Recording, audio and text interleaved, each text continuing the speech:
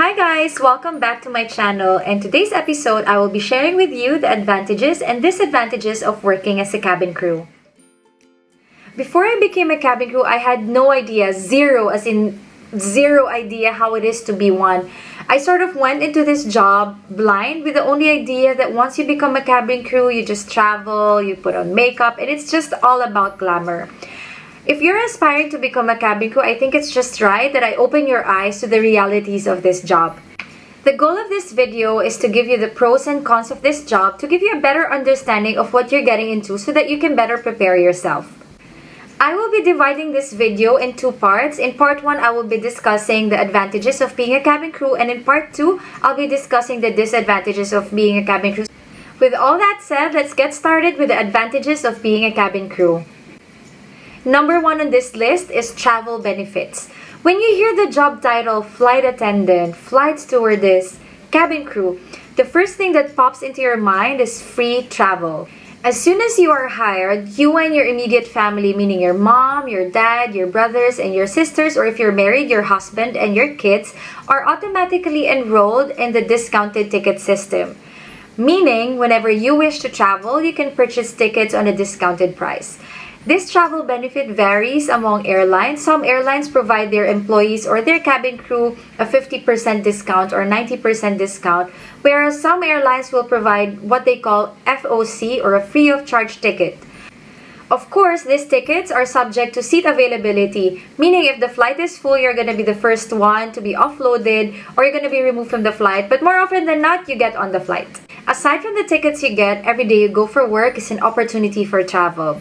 If you go through my previous posts and videos, you will see that I have filmed a couple of travel videos, and all these videos were filmed during my 24-hour stay in those cities. At the moment, I have been to 50 countries worldwide, and I've been to places I've only dreamt about when I was a kid, and it will give you that same opportunity as well once you start flying as a cabin crew. If you're the kind of person who likes to travel, this job is really for you. Number 2 on this list is that you will become culturally enriched. Traveling gives you the opportunity to see the world in a new perspective. Meeting new people makes you understand that there are cultures and traditions that are outside of your own. Above anything, this job has taught me that it is possible to coexist despite diversity. I have learned to appreciate the beauty of accepting traditions, and that includes respecting religions and beliefs of other people. Once you become a cabin crew, you will sometimes find yourself thinking, okay, now I understand why they act that way. And with that understanding, you will learn to be more tolerating and more accepting of others. Number 3 is accommodations without bills to pay. Most airlines in the Middle East provide accommodation for their cabin crew. For my airline, we are provided a 2 or 3 bedroom flat with 2 or 3 occupants. The flat is fully furnished, and we don't have, like what I said, we don't have to pay for electricity or water bills. And we also have 24-hour security in the building. The only responsibility we have is, of course, to take care of the furnitures, take care of the appliances that is provided inside the flat. And the only thing that we spend on is basically the Wi-Fi, personal effects, the food, and of course your shopping. So if your parents are gonna ask you, where are you gonna stay once you move into your any airline that you're applying for in the Middle East, just tell them not to worry about anything because accommodation will be provided for you. You're not gonna be homeless. Number 4 advantage of working as an international flight attendant is you become more independent. I remember one time I came from a flight and it was 1 in the morning. I was so tired and so hungry, but I had to cook my own food, and I was literally crying while I was doing that. I felt so bad for myself because before I moved to this place, when I wake up, my food is ready, my uniform is ready, I just have to go for work. But after moving here to start flying internationally, I realized that I have to do everything by myself. I have to cook my own food, buy my own grocery, do my own laundry, handle my own finances. But all these things introduced me to a part of myself that I never knew existed, the Catherine who is mature and ready to take on anything. What I'm trying to say here is that if you're scared of doing things on your own, or if you feel like you've never really done anything in your life just by yourself, this job will really force you to do those things that you are scared of doing because you don't have any other choice but to do it for yourself. Number 5 is the friends that you're gonna gain in this profession. Starting a new job is stressful, but starting a new job in a different country where you don't know anybody, it's dreadful. The friends that you're gonna meet in this profession are gonna be your family. They will be the ones who's gonna take care of you when you're sick, when you don't have anybody, when you're sad, when homesickness strikes you. Basically, they will be your people. They will be your person. Maintaining friendships could be hard in this line of work because of conflicting schedules.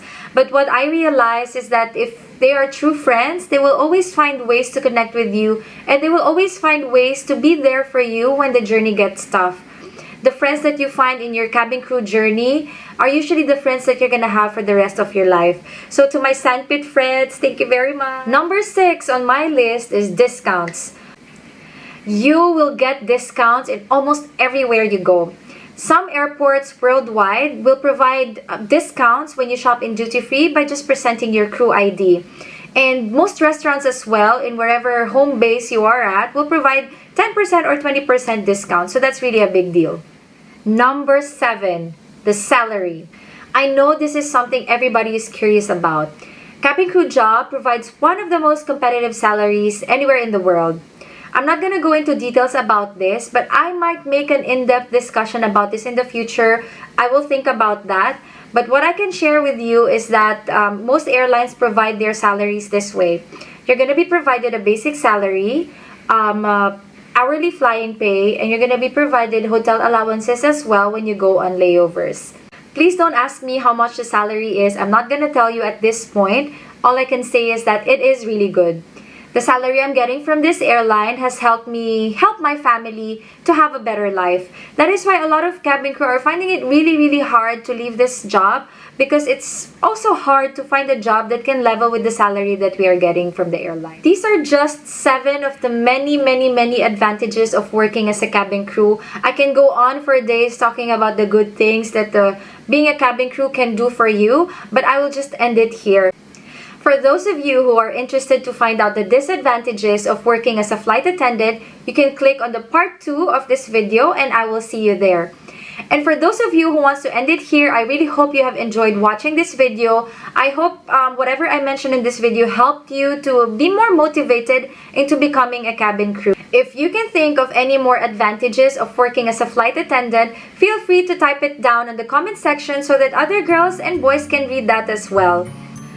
I'm gonna end this video by saying your wings already exist. All you have to do is fly. This has been Days with Kat. I'll see you next time. Bye!